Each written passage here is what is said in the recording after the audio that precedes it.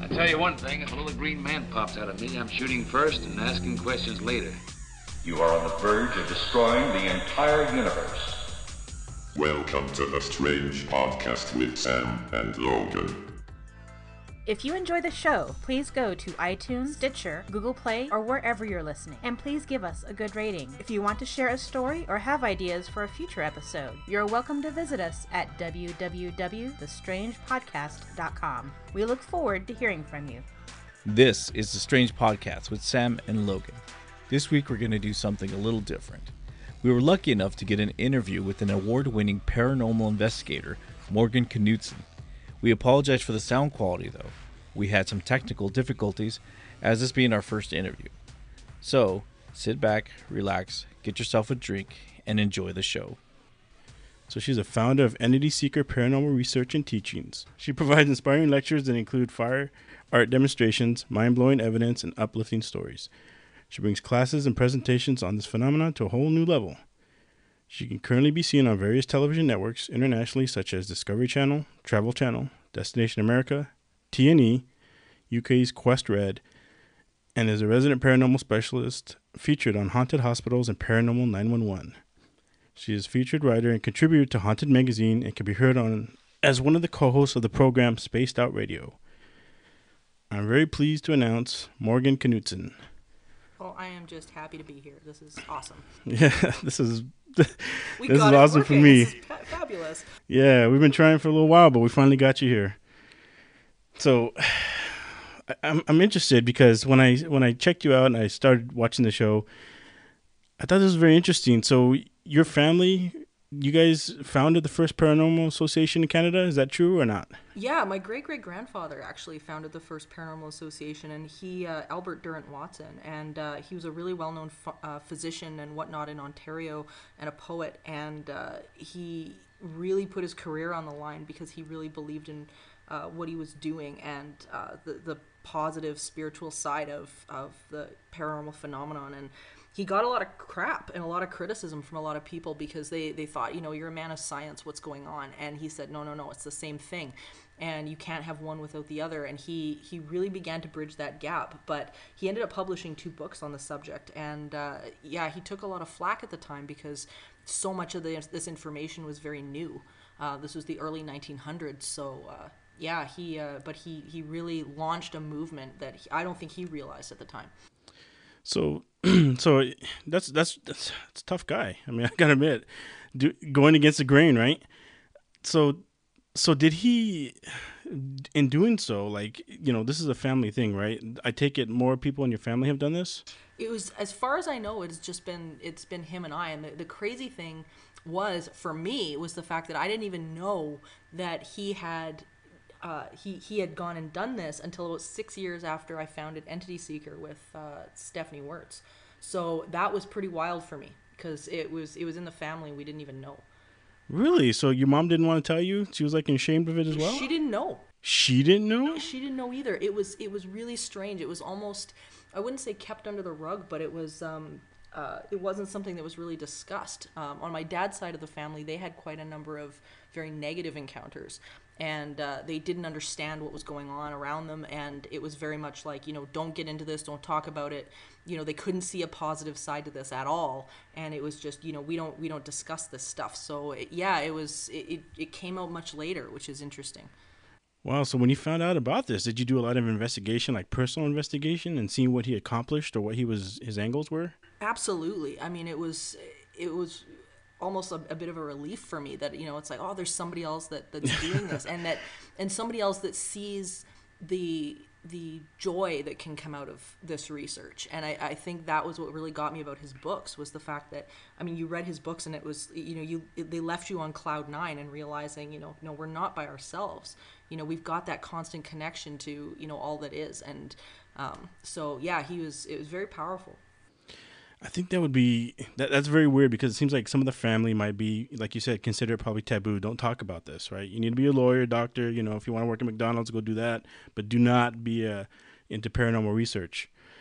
Yeah, I think because they had such negative experiences, I don't think it was necessarily that, they didn't they didn't want to discuss it, but I think they felt like that was just a negative thing. Like you just don't do that. And, you know, because that's going to be dangerous, right? Like they couldn't, they saw it as a danger rather than, you know, no, there's something to be explored here. And there's a really wonderful side to this stuff.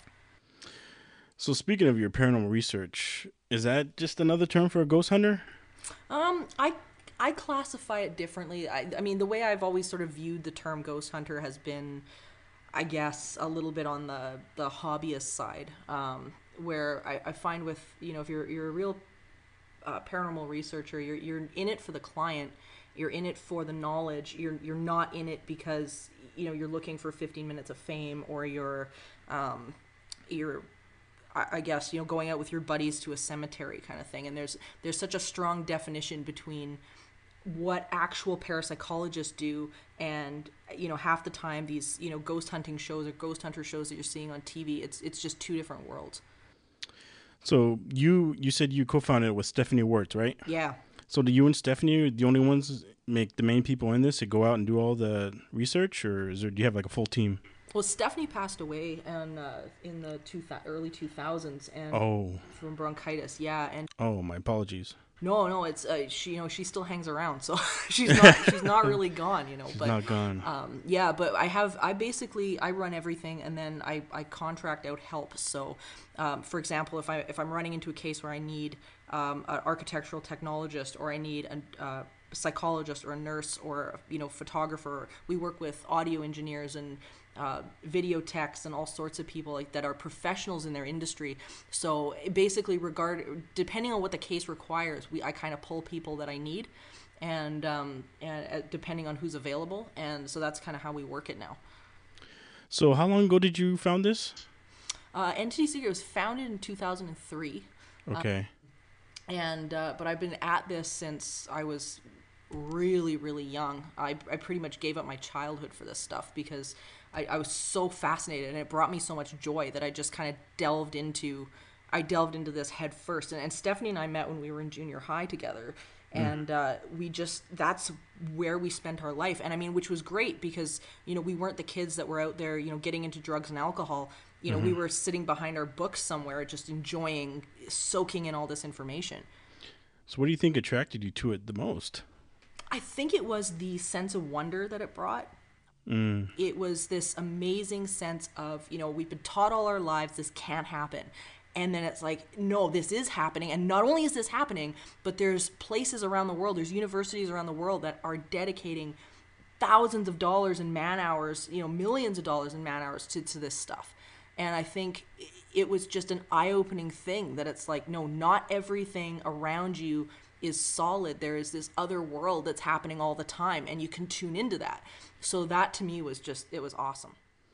So, okay, so when you say tune in, you mean like how mediums tune in? Like, what do you think about mediums? You think that they're in tune with this other world? Well, I think, you know, it's funny because I think everybody's got the ability to do that. And that's what's so exciting to me about this stuff is the fact that, you know, we think we're kind of led to believe that there's these special people out there that can tune into non-physical and be, you know, specifically, you know, talking to certain people. But the thing is that we all have the ability to do that. The problem is oftentimes with especially the Western culture, we pride ourselves on being so busy, and we've forgotten the value of stillness.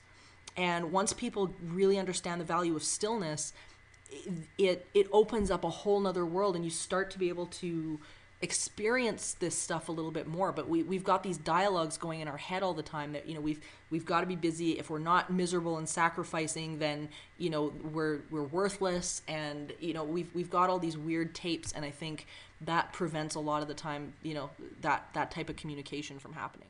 So you're saying anybody can tap into this? You just have to, like, what, just kind of clear your mind, meditate? Like, what's really, I mean, for me, what it's been is, you know, I talk to people about thinking about their emotions like a radio dial, where you've got sort of that negative stuff on the one end, maybe like depression and grief maybe on the lowest end, all the way up to like frustration and whatnot, and then you get into like hope and joy and whatever. And what I always tell people is that you can't tune in to 6:30 a.m. and expect to get 92.5 FM.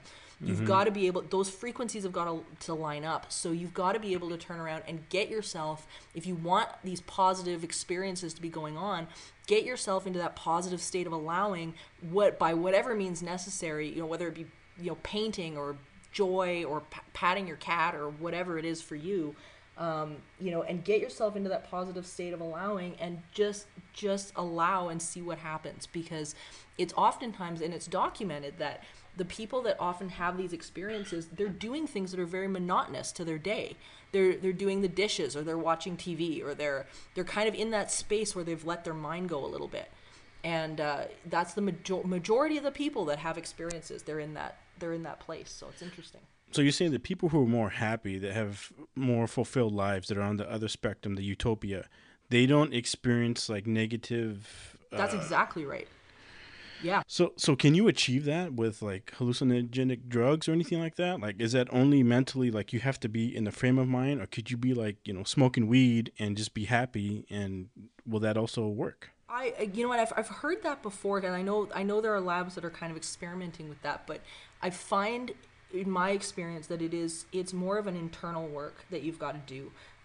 Because at the end of the day, if you're hurting about something, if there's still something that's going on, I always say that, if you've got an open wound, you're bleeding, and it's going to show up somewhere. And some people it shows up in negative experiences in their life. Some people it shows up in negative paranormal experiences. But I find that it is the internal work that's going to make the difference in the long run. And you can't really, put a Band-Aid on cancer, Sure. So like I can't tell you like, hey, been doing coke all the time, this feels great, I'm in a good place, I should be able to achieve what you've been talking about, right? It's not going to happen. Well, and my argument would be, if you were really in a good place, you wouldn't be needing to do the coke to begin with. And that would be if that was my client, that's how I would approach it, because usually that's an escape. So it's like, if you're trying to escape from something's going on. No, that's true. I mean, there's a lot of people who use it, like you said, as a Band-Aid, and it helps them get through the day, right? Like a lot of people who take a drink in the morning, help them deal with the day. Exactly. And if you're centered, and you've got that deep love for yourself, and you're moving through your day with your heart, mind, and actions and integrity, then you're not looking for that Band-Aid. I mean, there's nothing wrong with a glass of wine every once in a while, but if it becomes something where you're patching a wound that you just don't want to deal with, then you've got another issue. So no, that's a good point. So specifically, like, what does your team do whenever you get a call, you get a job? What is it that you guys do? What are you trying to achieve, and what are you trying to show the people or help them with? Well, our main goal is, when we go into different homes, it's almost a little bit like a social work case. And I teach a couple of courses on occasion at some of the post-secondary education institutions here in Edmonton. And it's usually the social work programs and the psychology programs that I go into, because our job is to get people to their best state of being that we can. It's not to try to go in and fix some external entity that's going on, because you can't see them. We don't even know what they're made of. We know what they do. We can watch their behavior, but we don't even know what they're made of. So that's kind of off the table for us. But what's going to make the difference is how the client is feeling and thinking. If we can get them up to the point where they are in a better place in their life, they'll start to see that negative phenomenon dissipate on its own. So when we start to go in, the first thing we do is we interview whoever it is. We interview the family extensively. We're looking for medical histories. We're looking for, their day-to-day routine, their life, how they interact with each other. So we do a lot of observation.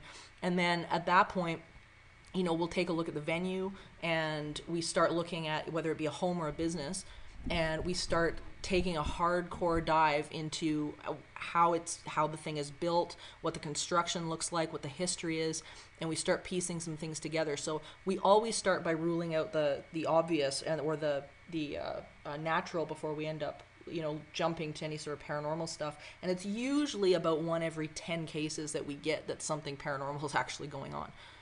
So how do you define if it's paranormal versus not? You got to rule out all of the basics. So we're looking for things like the levels of electromagnetics in a space, the levels of static, We're looking for how the building is built in terms of structure and structural integrity. We start to rule out things like mental illness. If the person's on a list of medications, we need a list of the medications.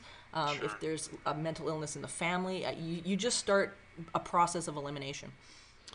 So once you've done that, like you said, 1 in 10 cases, you find out maybe it is paranormal. What's your next goal? Like, what's your next step? After that, when we have to start defining what that phenomenon is, because there's a lot of paranormal phenomenon that is either, it has to be dealt with differently. So, for example, if we have something like residual energy, which is simply a recording in the environment where the environment is playing back events that have happened previously, almost like environmental memory, dealing with that is going to be a lot different than dealing with a haunting that is intelligent. So it depends on, we have to categorize it. So usually those residual energies, those are usually something that happened like bad to somebody, right? A bad experience. Maybe a woman was killed horrifically, or somebody died horrifically. It doesn't have to be. Sometimes it can be something as simple as something that's repetitive that's happened in the space. I had an investigator who had a case a number of years back, and it was the residual of a card game that kept going on weekly. And so what they would hear every Tuesday night or whatever, at a certain time, they would hear the sounds of this card game going on. So it can be something really silly, and people kind of think that it's going to be something inherently negative, but ultimately it's usually just ridiculous stuff, or like dishes breaking in the kitchen, and you go to the kitchen and there's nothing moved, so it can be silly. I think that would be a little bit freaky if like you were having something like that, like dishes breaking, and you go in there and there's no dishes, nobody's there, you live alone, and it just keeps happening, and dishes are breaking, you know the sound. That's weird. It's so strange. Yeah. Have you ever experienced that? Have you ever heard that or anything like that? Yeah, we've had a number of instances. We had one that was quite funny. We were at a mission in Lac La Biche here in Alberta, and we'd set up our recordings. And the mission was a historical site, so there was nobody residing there, and we set up our cameras, and we had left for supper. But we left everything running, and when we came back, when we reviewed the footage, we could hear somebody's phone ringing, and we were so annoyed because we had strictly told everybody, shut your phones off, we were like, what in the hell? People are, we just got here and people aren't listening. And we realized later that there was no power to that building at all. There was no phone. And we literally caught about 3 hours worth of this stupid phone ringing, and there was no phone. It was quite funny. I bet funny, and I think I might be a little freaked out on something like that. It's kind of, it gets to the point where it's kind of fun when you realize that there's nothing that's going to hurt you, in terms of residual stuff. Then, you just kind of become, it becomes a wonder. It's cool. So you said that when it's something that couldn't hurt you, do you think that there are instances where you can be hurt? Like when, people like Poltergeist, have you ever dealt with anything like that? Oh yeah, absolutely. And, usually we don't get called when people are having a good time, Sure. Yeah. Most of the time. Sometimes we do, but yeah. Yeah. There's been definite instances where, people have had to be very careful. And, there's those moments. There's a kirkyard in the UK called Greyfriars. And that has been an ongoing case with quite a number of investigators over there and some friends of mine, where the historical site had to be shut down because they were having problems, with the entity injuring people. So. Oh shit! Injuring people? Yeah, so it's become a problem. Yeah, and they had one of the wings with the mausoleum shut down for ages, and then it was very recently actually they opened it back up, and that didn't go very well. So. Oh shit! Yeah, it wasn't so good. So I don't know what they've done with it now, but. So have you or any of your team ever experienced that, where you were feared for your lives or were worried about things at your health?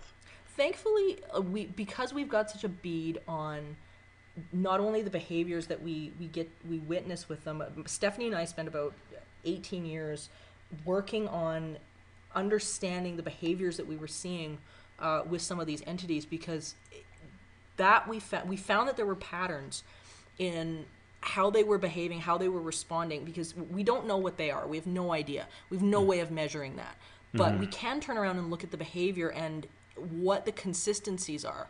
And we've got such a strong beat on it at this point that we're always respectful when we go into these places of what we're dealing with, because at the end of the day we can't see it usually, and that's something you always have to keep in mind. But at the same time, we're so aware of our own internal dialogue and our own state of being that we can usually meander in and out of these places and be okay.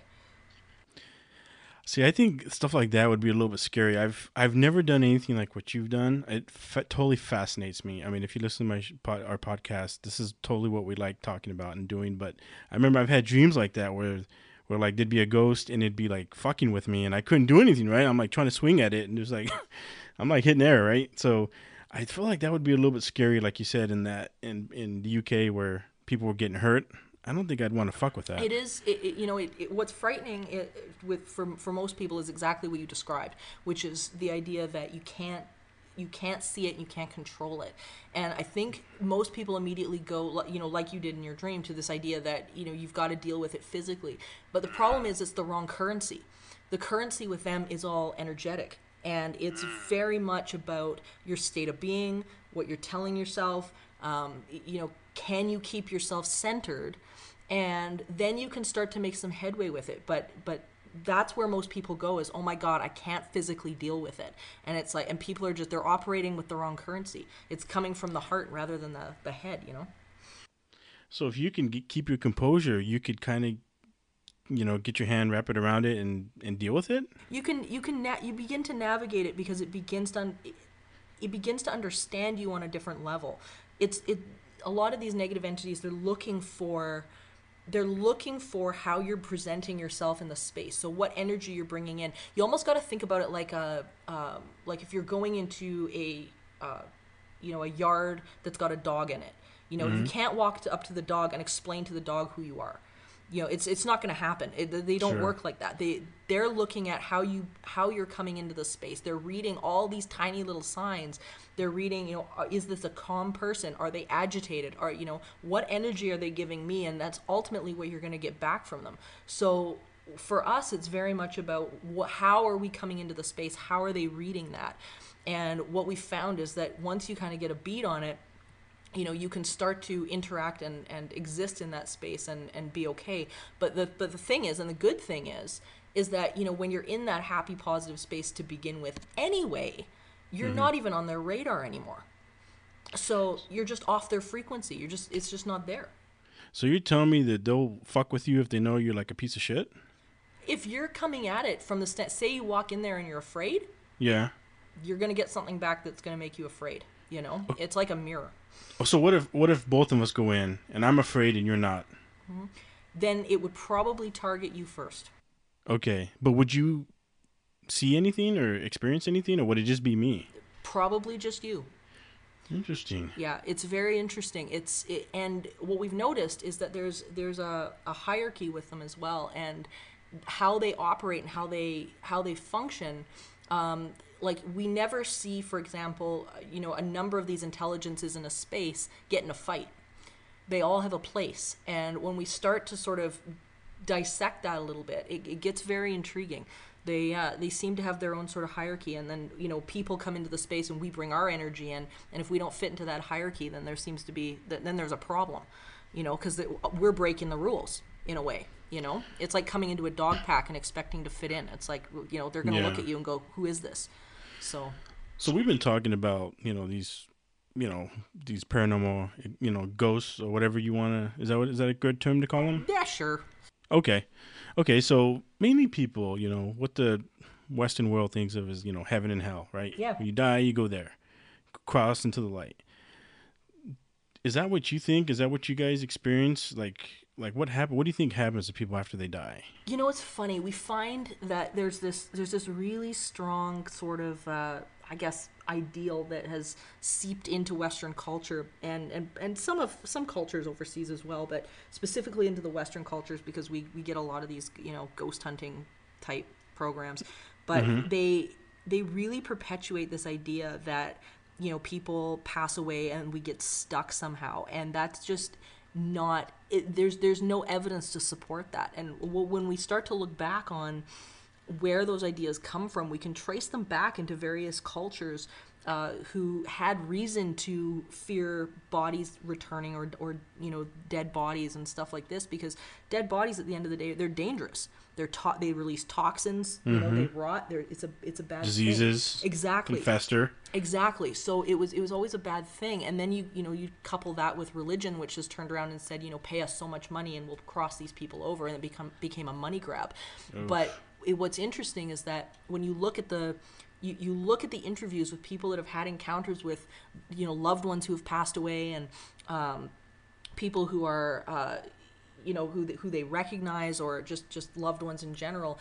And these people, they always seem to have free will. There's, we've never had an encounter where somebody's gotten stuck. They seem to be able to pass in and out, whenever they want. And it's a comforting thing. So how about the ones that you say that are like the UK one where you said something's there and it's malicious? Yeah, we don't know what they are. They operate completely differently. And there's a bunch of theories out there as to what spawns that intelligence, but we can kind of go down the rabbit hole a little bit with it. There's an idea in parapsychology, and it's into science and physics and whatever right now, especially quantum physics, that consciousness is not emergent from the brain, but is actually exists in and around us. So it's fundamental. And the more people are looking and starting to understand the workings of the brain, the more this model begins to fit, so that consciousness is actually being translated through the brain, just in the same way we translate taste or sight or anything like that. So the idea that consciousness can form without the ability or the formulation of the brain or the physical brain itself is not that far-fetched. So we don't know what it is that's actually creating these negative entities, but it's a theory, and it's possible. So you don't think it's the old heaven and hell, demons? I don't. I think religion has come up with ways of explaining it, and because we see it in all religions. Sure. Basically, right? I mean, every yes. Middle Eastern and whatever, we see the sort of the same dynamics, and I think people have really tried over the years to try and understand and explain what they're observing, and I think sometimes things like heaven and hell and whatnot have become, or a good way of trying to get our minds around it.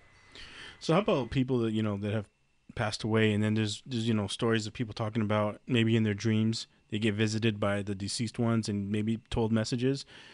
Is that part of that, or is that somehow some other way of them, like, are some of them stronger, or do you have a closer emotional bond with that person? Yeah, is a part of it. I think, I don't think we forget when we, pass away or anything like that. I think we are watched over. And the more I've done with Paranormal 911 and haunted hospitals, it has become unbelievably apparent to me that we are absolutely watched over and not alone. The cases coming out of Paranormal 911 specifically have just been absolutely inspirational. So you think, I did see an episode where that guy, he got in the car wreck, went down that hill, and he the 911 got a call. Yeah. And there was a baby crying, and the man was dead, and you guys thought that it was probably him, trying to save his baby, like, come down here, save my baby. Yeah. That seems very, I could see like your love and your passion and your bond. But how about with people like, say you like your grandfather, say you didn't know him, or your great grandfather, and they come to you in a dream and they talk to you and they tell you stuff. I've read things about that. People that were a distant part of your family, but you don't really know them, so you don't really have the bond with them. Is the bond, do you think it's always there, that they have it with you? I think our world and our consciousness is so we are so tuned in to, or have the ability to be able to be tuned in to so many of the intelligences in our world, and I think we think that there's some sort of barrier between us and, I don't know, Mozart or somebody like that. But I think when you're dealing with something that is so encompassing, like non-physical is, like this energy is, I think the sky's the limit with who you can really connect with. And, you know, you just, but I think, again, we kind of get it in our heads that, no, that's not possible, we can't do that, and then we lose out. Yeah, we learn, right? As soon as we get to a certain age, like 4 or 5, we learn that that's not possible. Yeah. That's what they say, that children are able to see, you know, maybe deceased ones, and they don't know the difference. Yeah, exactly. Like, I mean, when we've had so many cases where, you know, the kid will be talking about, you know, grandma or whatever. You know, grandma came to visit, you know, and the parents are going, well, you know, she passed away, like, my kid's nuts. And it's like, no, she's not nuts. Like, pay attention, because, you know, they don't have the same buildup of toxic tapes that adults do. So do you think by having that, is there any way that we can, like, teach ourselves to go back to that? I think there is. I firmly believe that there is strong power in things like meditation. I believe that there is strong power in being able to set an intention and line up with it and just be as happy as we can. Those moments of appreciation and gratitude. One of the things that we get our clients to do oftentimes, if they're in a really bad space, is we get them to do what we call a rampage of appreciation every night. And we get them to sit down with pen and paper and write a paragraph on something that they have no resistance about. So something like, you know, their dog or their child who they really love, or something they love doing. And by the end of that paragraph, they're feeling so good that oftentimes, you know, they're either getting off of sort of that frequency of negativity, but it gives their brain sort of a break where they can let go. And that's when stuff really starts to change for them. So I definitely believe that there's processes that you can use to get yourself there, but you've got to slow down and, you know, smell the roses, so to speak. So speaking of that, like being happy, right? You're saying that being happy, being on that level 10 of Utopia. What if the person is happy when they're hurting others?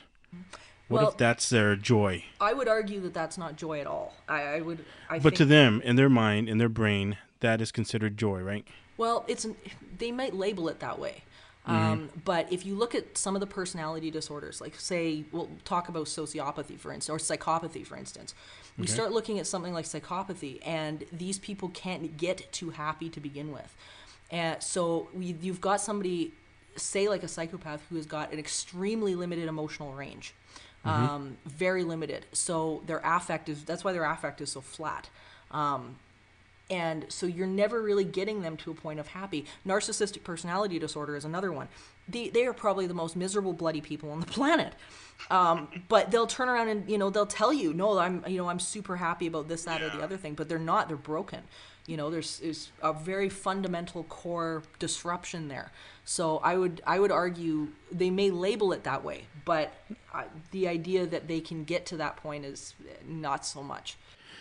Yeah, you read case studies of people like that, and like you said, they say, like, yes, this is what makes me happy. This is why, you know I'm broken, but this is what gives me my happiness. And I was just wondering, like, how does that work on this spectrum?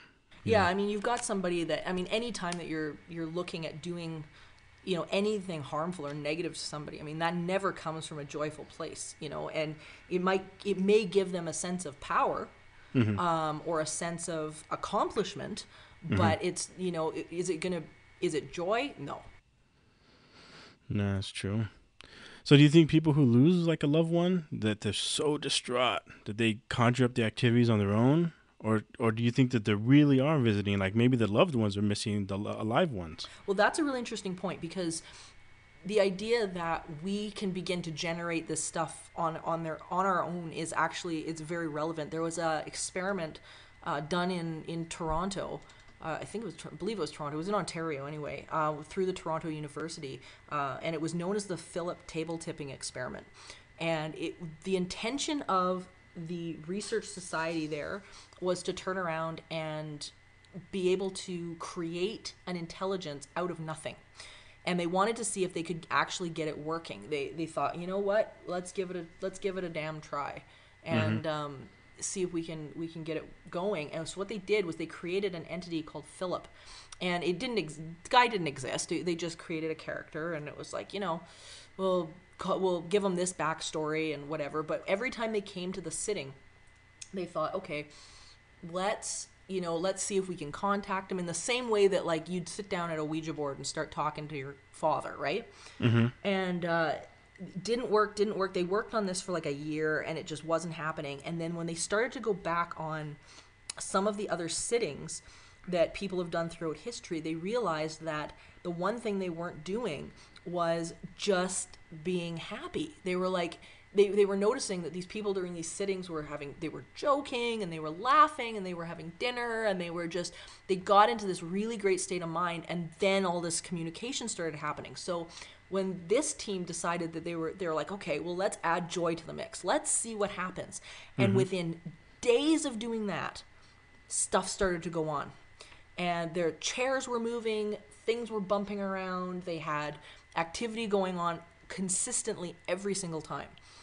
And it was really interesting. So that, did they create a consciousness just because they were sitting there and focused on it? And they replicated it again with another group of people who created a character by the name of Lilith, and they had the same response. So it seems that there's definitely something to that, and psychokinetic activity just in general, I mean, it's been reported for decades. Huh. So interesting. So another thing about that, like, talking about people moving on, how do you recommend that people, like, say you lose somebody, how do you recommend that the person heals from that? Do you think it's very difficult to move on? Everybody's different, as I lost my business partner, Stephanie, and my father as well. So, I mean, I definitely, I'm not talking out of my ass when it comes to this stuff, but... my condolences. Oh, thank you. But yeah, it's interesting because everybody's got a different way of grieving, and I think part of it is to not beat yourself up for grieving. And we talk a little bit in some of the lectures about the joy of grief, and it's very interesting because when you can start to understand that there's value in healing and value in that healing process, and you can start to give that grief a meaning, then you can start to process it a little bit better. But the main thing is just, as people go along, is just to not allow themselves to beat themselves up about where they are.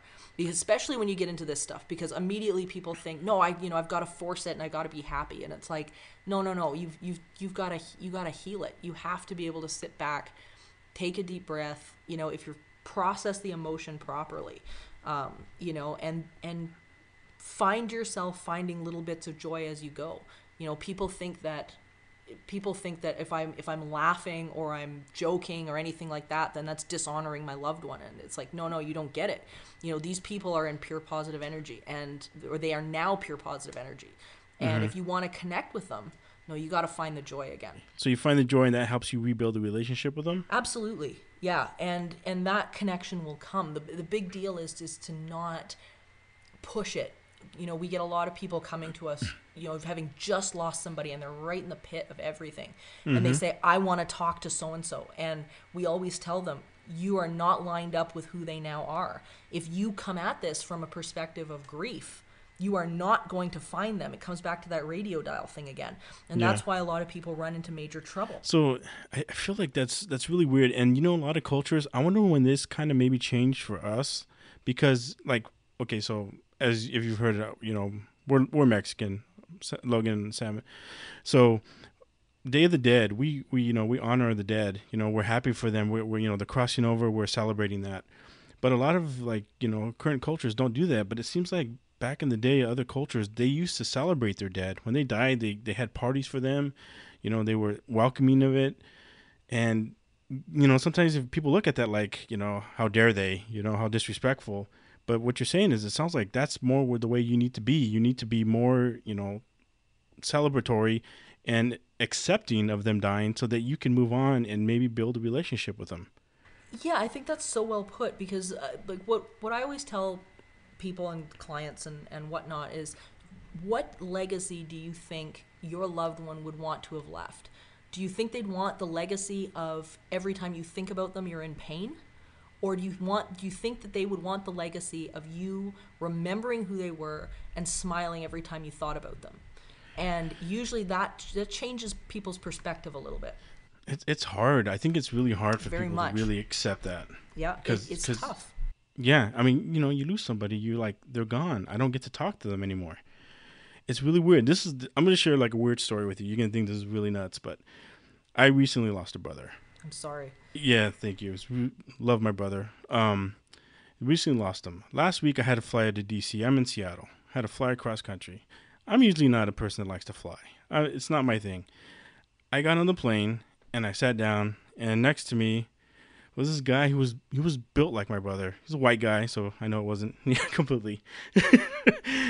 But he was talking to me, and he would give me the mannerisms that he had and the looks that he would give me reminded me of my brother, but I was like, nah, like whatever. And he was like talking me down, like, hey man, don't worry about it. It's okay. Flying's not that bad. I fly all the time. Things are cool.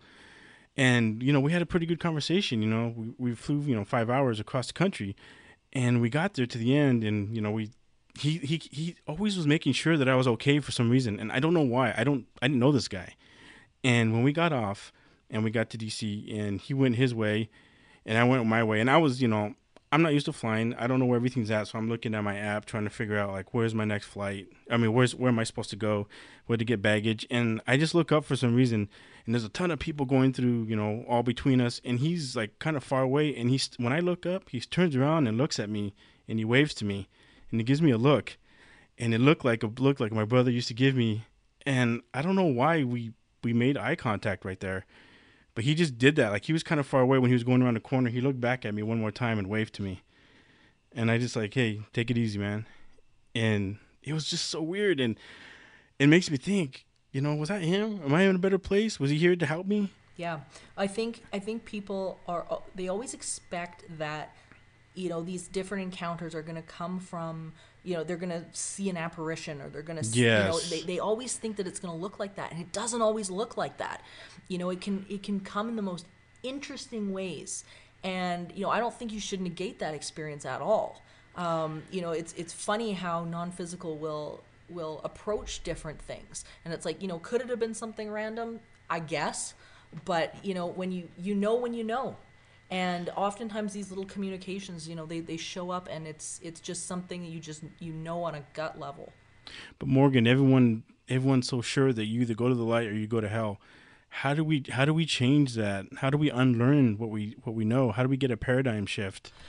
I think it starts with I think with the decision: are we living in a friendly universe, or are we not? And I think if people make the decision that we're not living in a friendly universe, then immediately it's going to start to shape your beliefs. But once you have the paradigm shift that we're living in a universe that supports us, we begin to bring a new attitude, a new outlook into these situations. But the other thing that I would, that I tell people often is we really need to educate ourselves about where this stuff has originated, where it comes from. And once we start to sort of break down where these ideas and these cultural beliefs and whatnot have stemmed from, you can start to sort of break apart what's in the research versus what is just, belief and conjecture. So, I'm always telling people, go look through papers from places like Princeton University or Edinburgh University or Northampton. A really good friend of mine, Dr. Cal Cooper, he works in a very specific field, which is bereavement and hope, and the study of parapsychology in relationship to hope. And I just highly encourage people that are really hung up on that to take a deep dive, because when you start to begin to understand the research, it becomes real hard to ignore. You have to have an open mind, though. You have to. I feel like that's the tough one, and I'm not shitting on religion or anything, but a lot of times I talk to people who are really religious, they just shoot this all down. Yeah. And case in point, I went to the dentist this last week, and the lady cleaning my teeth was just telling me how, you need to do this and do that, and I'm like, stop chastising me. I mean, I get it if you're telling me to clean my teeth better, but don't be telling me how I should live my life. I'm not, like, I don't know where your basis is coming from the Bible, which, how much of that can you actually prove to me? Well, and I think too, religion can be used in a couple of different ways, and I think if it's if it's being used for in the case of bringing happiness to Sure. a specific person, then it's different. But it's like I think a lot of people, and it sounds like the lady that you had the encounter with, they come at it from this place of fear, because if you're not in fear, you're not feeling the need to push it on people, right? Yeah. And it's like she wouldn't feel the need to correct the way you live, because I mean the way you live, it's not going to affect her, So I mean the fact that she would feel the need to be able to, I have to change and control what you're thinking, that's not coming from a strong place anyway. So I think some of these people that get into that on such a hardcore level, that I think that's part of the problem. It's weird because I never knew her before. It was the first time she did it, and she's like, I don't really know you, but you seem like a really good person. But here's this. I'm like, what the hell? What do you mean? Wait a minute, bitch, you don't know me. Fuck you up right now. No, I'm just, but I was like, man, yeah. Sometimes people tell me that. As you would just think this way, yeah. It's so odd, but I was doing some more, reading about you. You started a program called Teaching the Living, right?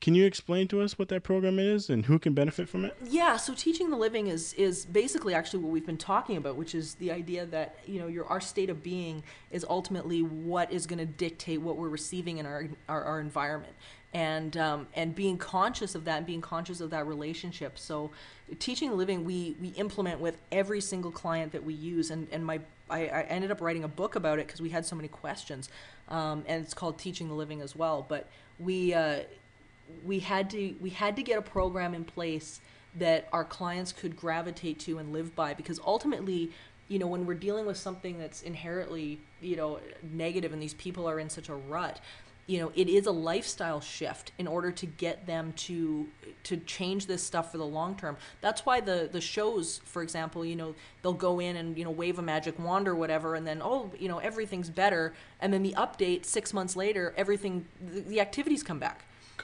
Well, the activities come back because they've done no internal work. So they're receiving again at the same place they were 5 months ago. So it has to be a paradigm and lifestyle shift, and it's not for everybody. Some people they identify with the suffering, or they, identify with the idea of being a victim. And those people you can't budge, because you're stuck. That's how they feel. They're hard-headed about it. Exactly. Sounds like, this almost sounds like you're going to like a nutritionalist. You need to change your lifestyle, your eating lifestyle. You need to, do this and you'll achieve this. You achieve your goals. I guess it's as much work as we put into it as what we'll get back, right? Yeah, exactly.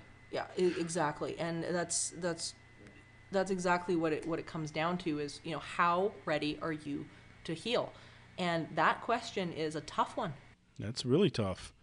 People might think they're ready, and they're not. They're in a bad place. That's right.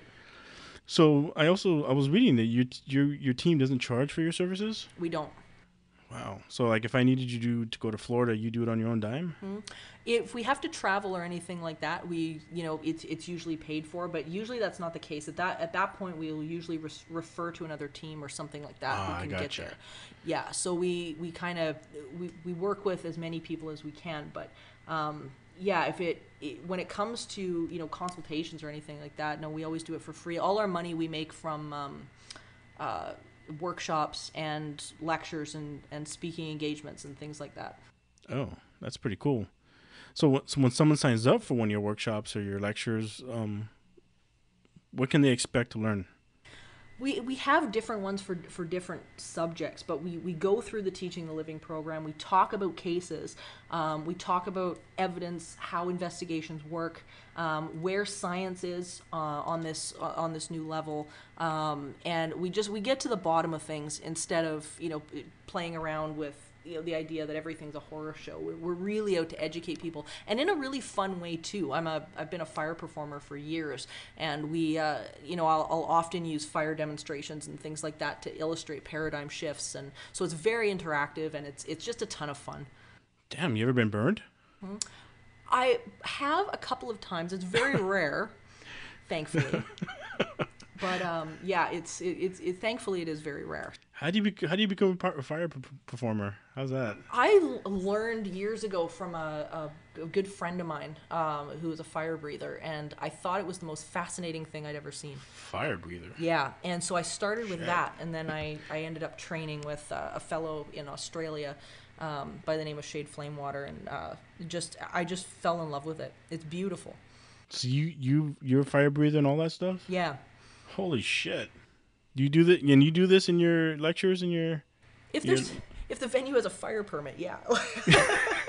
The problem is a lot of the places that I host at, the damn things are in historical buildings and things like that, so I can't use. No, yeah, that's. So when you go out, okay, so like say some of your cases you go on, what kind of equipment do you take, like to measure things? Like what do you bring? What do you use? Like what's your standard? We work with a production company here in Edmonton, and so all the gear we have is absolutely top of the line. Everything from 4K cameras to Damn.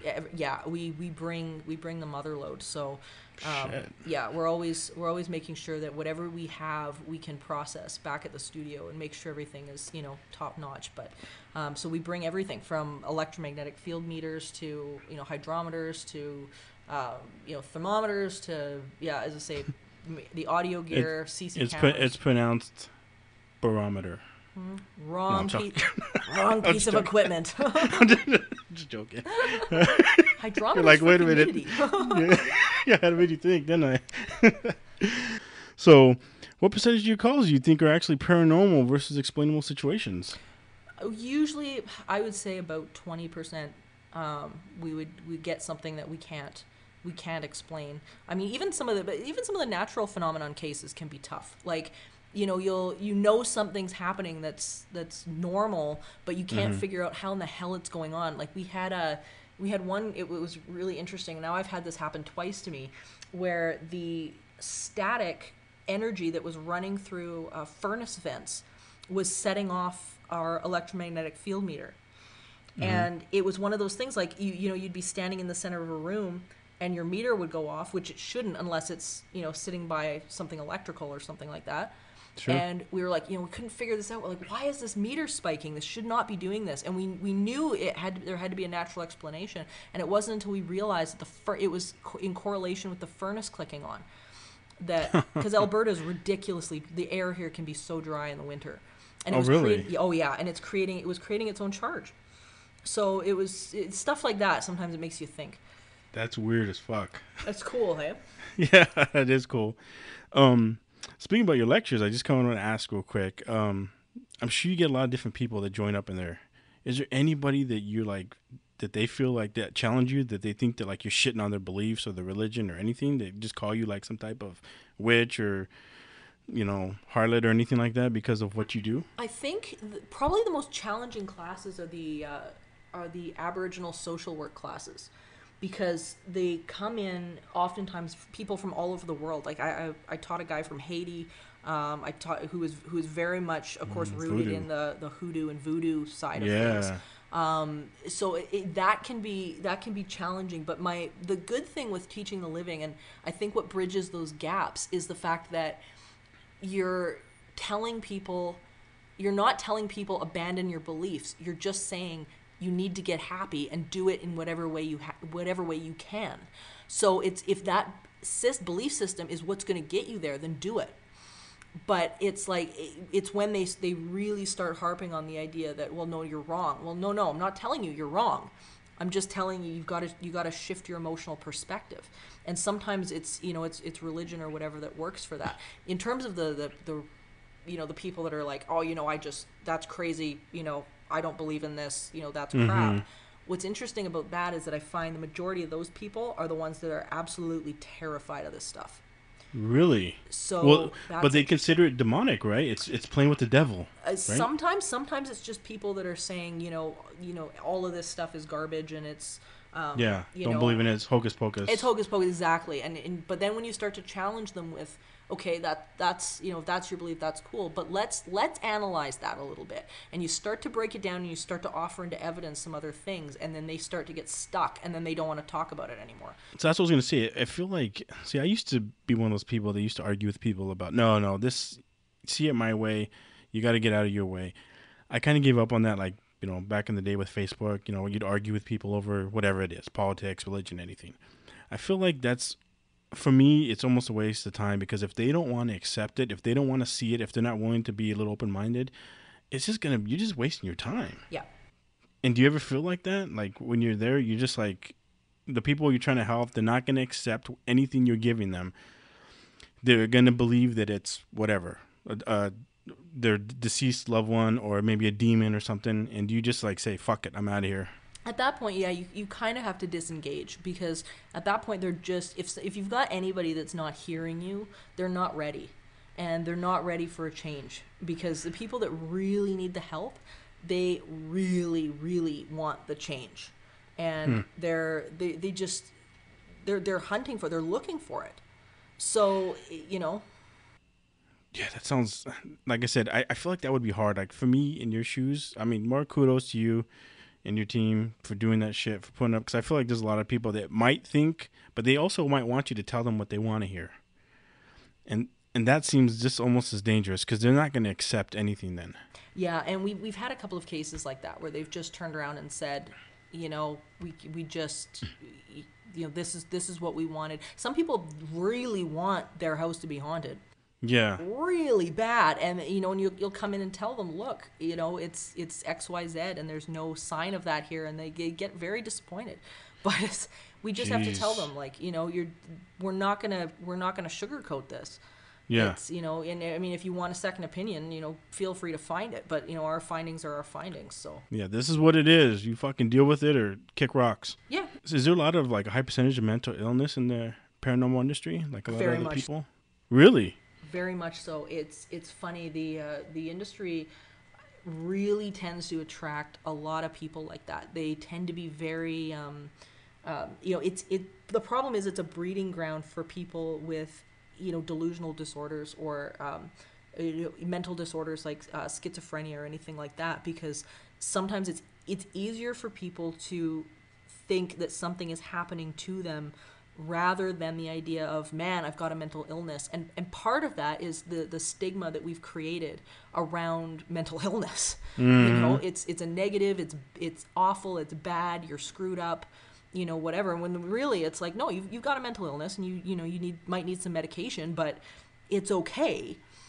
But we've got this really crappy ass stigma in our culture that if you're mentally ill, then, well, that's it, you're crazy.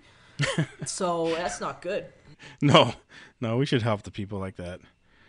Talking like I kind of asked before about people that challenge you, like maybe religious. How about like schizophrenics or anything? Go to your meetings. Do anyone go there and you meet up with them? Or we will run into somebody like that, but actually I had very recently.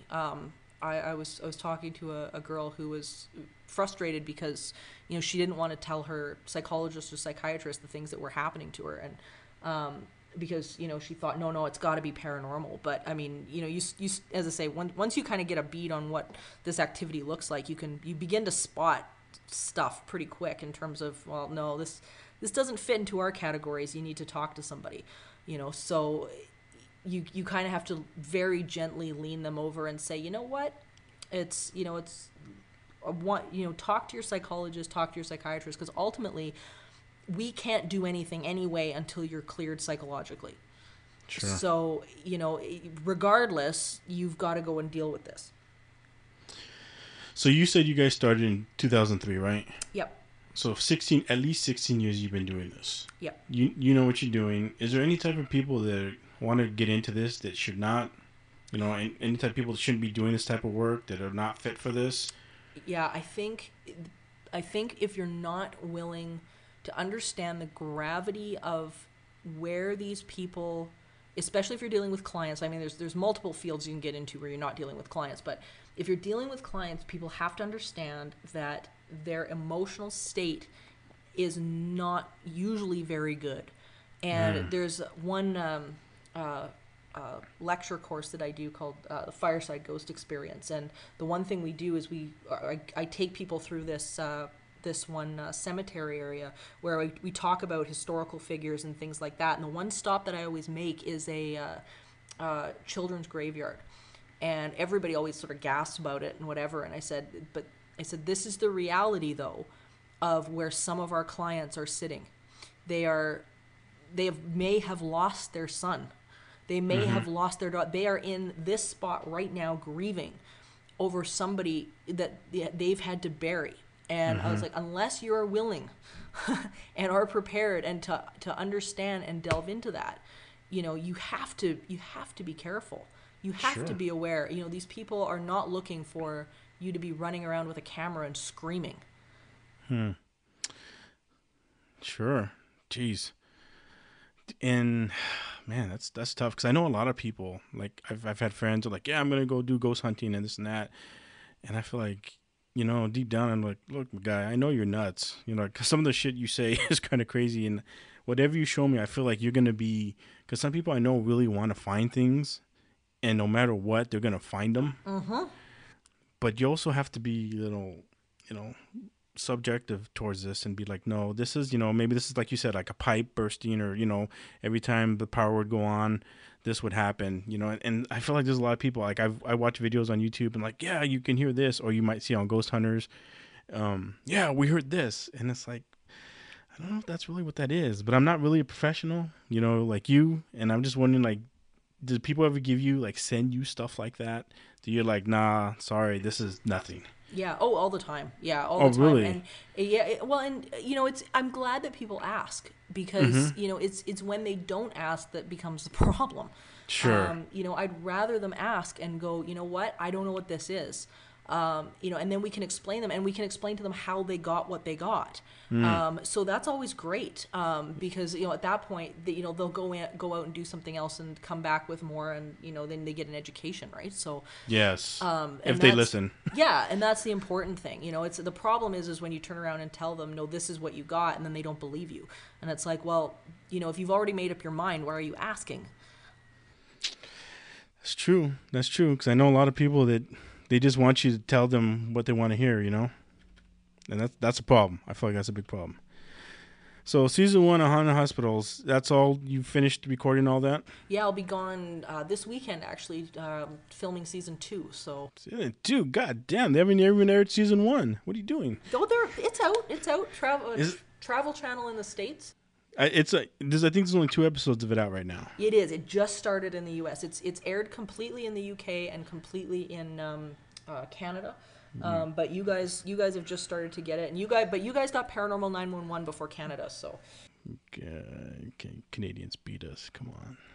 Hey, we only beat you guys with Haunted Hospitals. You guys got the other one first. Yeah. Hey, when I was reading your bio and I was seeing that T&E, what is that?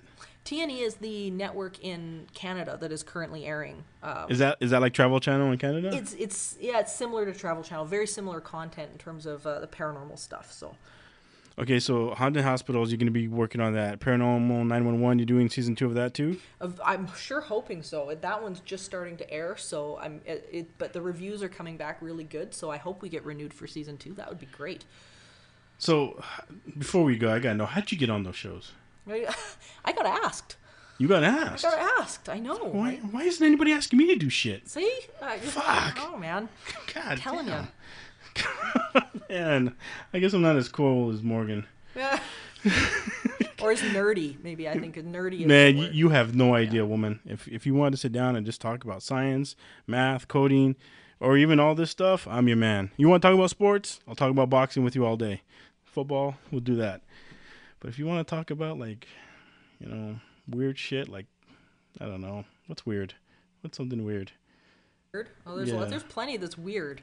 Depends on what category of weird you want to talk about. Yeah. Yeah, there's some pretty weird. You want to talk about, like, shoe soles and, types of shoes? That's not me. No. Clothes? Not me. No, not so much.